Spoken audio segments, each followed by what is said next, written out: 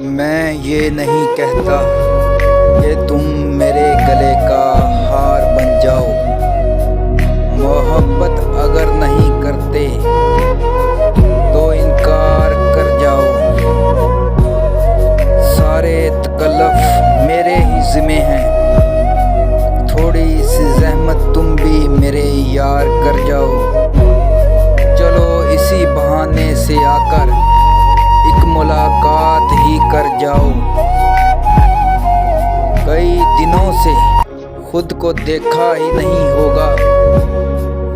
آ کر میری آنکھوں میں تم اپنا دیدار کر جاؤ،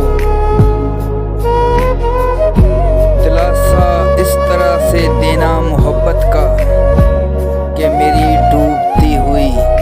سانسوں کا اعتبار بن جاؤ، کچھ اس طرح سے چھوڑ کے جانا مجھے احساس تک نہ ہو، تم اتنے اچھے اداکار بن جاؤ۔